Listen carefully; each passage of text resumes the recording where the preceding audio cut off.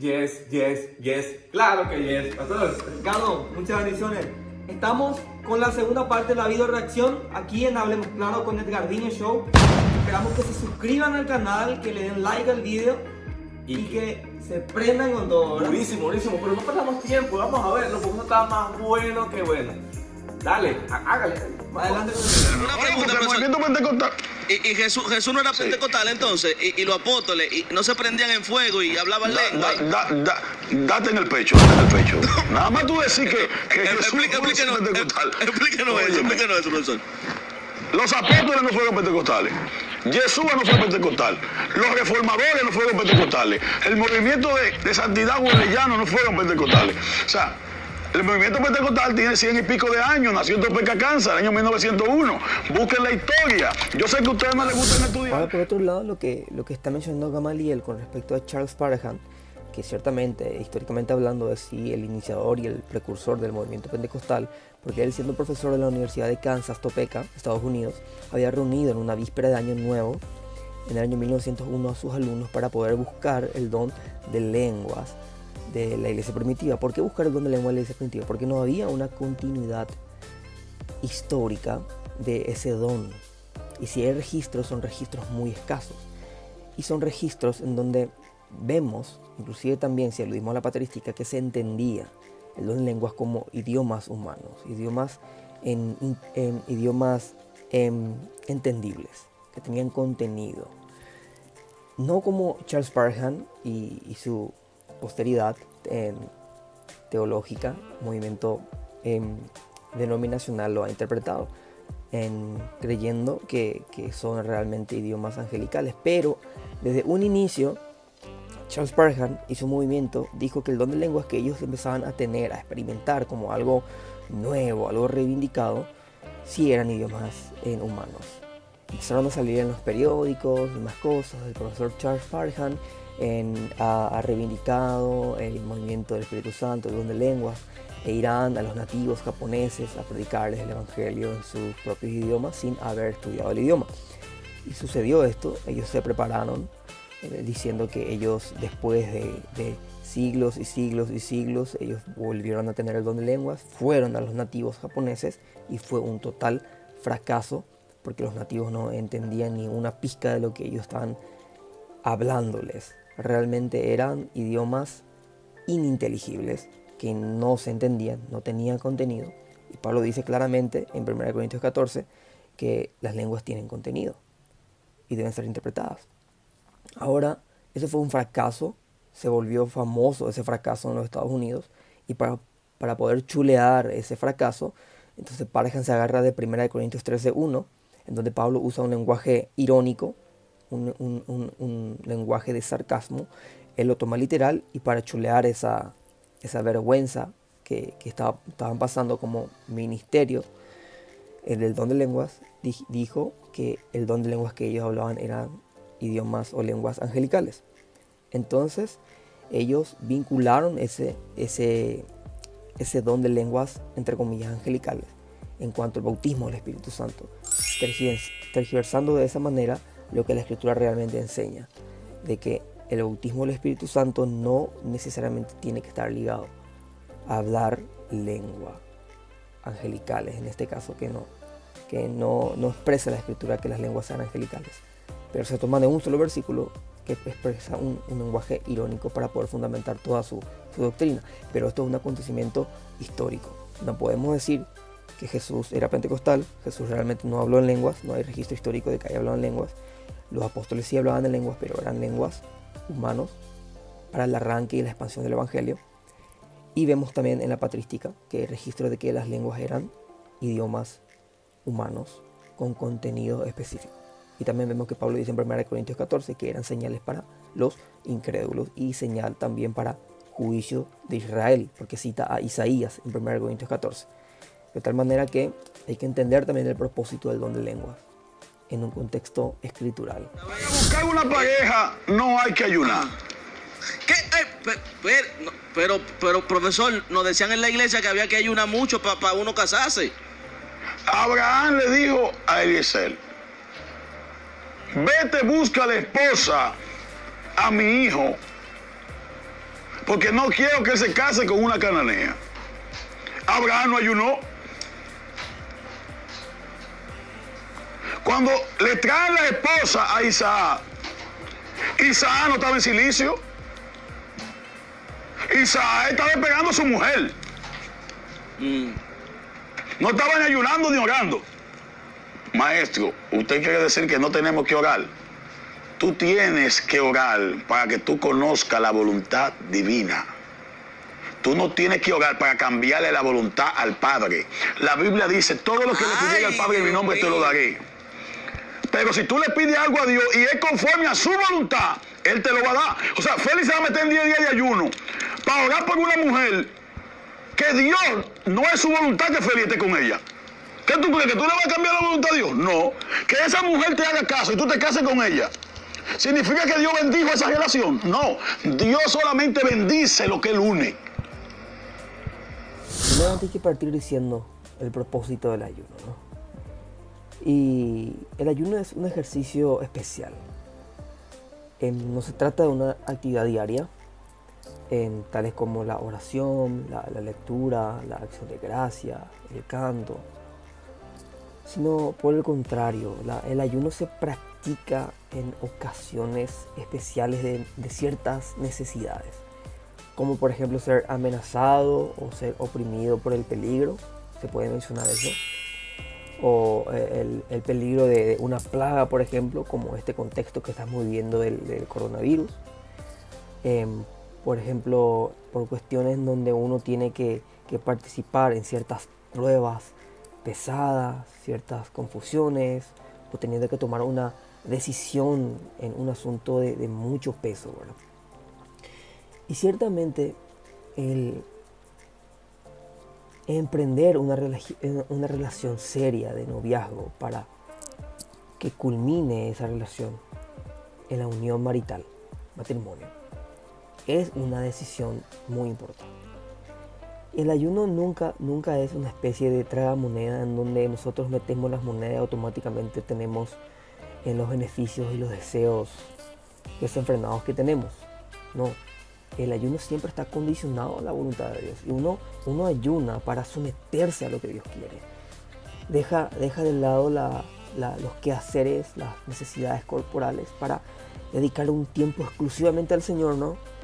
Y ese tiempo es con el propósito de poder crecer en santidad, de buscar la voluntad de Dios, estar más cerca de lo que a Él le place, más cerca de sus designios, más cerca de sus propósitos. Y creo que es válido ayunar por algo muy importante como es la proyección al matrimonio. Y el matrimonio es algo que proviene del Señor.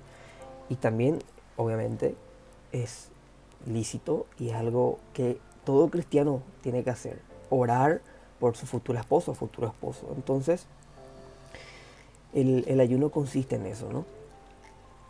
Buscar la voluntad de Dios. En definitiva, si es que no es la voluntad de Dios, no va a ocurrir, como dijo Lutero, que la oración no es para cambiar los planes de Dios, sino más bien para someternos a ellos. Así que un cristiano tiene que orar si es necesario, si hay una carga, una decisión muy importante detrás de lo que concierne a la preparación del matrimonio, ayunar para poder estar alineados y acordes a la voluntad de Dios. Pero en cuanto a la proyección, noviazgo y posteriormente matrimonio, también hay un aspecto en cuanto a saber con quién me voy a casar. Y es otro punto específico que todo cristiano tiene que tener en cuenta. Por ejemplo, a analizar el carácter de esa persona. Si es que en realidad ama al Señor por sobre todas las cosas. Si es que realmente su prioridad es el Señor por sobre todas las cosas. Si es que tiene un carácter que peregrina en los senderos de la santificación. Si tiene un carácter de sumisión a la palabra de Dios. Entonces, ciertamente, el carácter de él o de ella debe de ser analizado a la luz de las Escrituras para poder también llegar junto a la oración y al ayuno a una correcta decisión en cuanto a lo que el noviazgo respecta y a su posterior evolución, por llamarlo así, que iniciará con una unión matrimonial bendecida por el Señor. Así que el ayuno no es algo en donde uno hace y va a bajar ahí la princesa de tu vida, ¿verdad? Del cielo de manera automática, ¿no? El ayuno es un tiempo en donde buscamos para alinearnos a la voluntad de Dios y poder también al mismo tiempo, de manera razonable, porque Dios también usa nuestra razón, que es una dádiva de Él, para poder estudiar el carácter de aquella persona con quien nosotros queremos formar una relación prematrimonial, premarital, ¿se entiende? Entonces es muy importante tanto el ayuno, la oración, como la razón, el uso de la razón en este. Cuando dentro de la cultura evangélica se habla de la fornicación, específicamente de la fornicación contra tu propio cuerpo, todos sabemos que el tema principal es la masturbación. El apóstol Pablo, la Biblia es un libro sagrado, pero ha sido muy mal interpretado. Y son esas malas interpretaciones de la Biblia lo que dificultan el aprendizaje. Pablo está diciendo en los Corintios que el que se acuesta con una prostituta contra su propio cuerpo peca. ¿Cómo así? ¿No está hablando de masturbación entonces? Ahí está hablando de prostituta. Está hablando de prostitución. No hay un pasaje de la Biblia. No pero hay un solo con razón pasaje. con razón luego dice, profesor, que uniré yo el cuerpo de Cristo y lo uniré a una ramera. A una ramera. El contexto está hablando de eso ahora. Okay. Estamos diciendo nosotros que la masturbación es una licencia divina. No. Oye esto, Félix. La Biblia dice, esto solamente se lo voy a decir yo. ¿Qué? No, Ninguno de estos, yo soy el único Elías que he quedado. No le diga. No, porque no dice la verdad. Oye esto. Porque yo quiero saber cuándo le hablaremos con la verdad a la gente. La Biblia dice, no desearás la mujer de tu prójimo. Oye el principio. El principio es que un individuo, el pecado no está en la masturbación. El pecado está en el objeto de la masturbación. O sea, cuando tú deseas la mujer de tu prójimo, eso es un acto pecaminoso que la Biblia condena de forma directa. Ahora que bien, dentro de la terapia sexual hay algo que se lo recomiendan a personas que sufren de eyaculación precoz. Aquellos varones galileos que tienen la unción del gallo. Entonces, cuando ellos van, si una unción, tú sabes que cuando ven la gloria de una vez caen postrados. Esa unción del gallo es un poco difícil porque es un trastorno sexual. Sí. Entonces el sexólogo lo que le recomienda es la masturbación como terapia. Sí. Yo le he dicho 300 veces a la gente que una persona puede practicar la masturbación sin tener a nadie en la mente. A mí se me ha cuestionado y se me ha dicho, ¿en quién tú vas a pensar? En Dios. Pero ellos nunca han investigado. Te estoy diciendo que el acto mismo de la masturbación no está en el pecado. El pecado se encuentra en lo que tú te estás imaginando. Y si esa persona que tú te estás imaginando es una mujer que es de tu prójimo, es un pecado directo contra la palabra de Dios. Entonces nosotros Ya en esta última parte, en donde se toca la cuestión de la masturbación, Edgardo Gamaliel acierta en el punto en donde él dice que es pecado codiciar a una mujer, y en específico a la mujer de tu prójimo. Eso es pecado. Y siempre la masturbación está dirigido y redirigido hacia un acto de codicia hacia una mujer. En primer lugar, la masturbación en sí es también pecado, y creo que Gamaliel está errando al decir que no lo es. Ya diré por qué. La masturbación, cuando se practica, normalmente está dirigido en el acto de pensar, codiciar y también muy unido con lo que es la pornografía. En ese mismo momento uno está quebrantando el decálogo en general.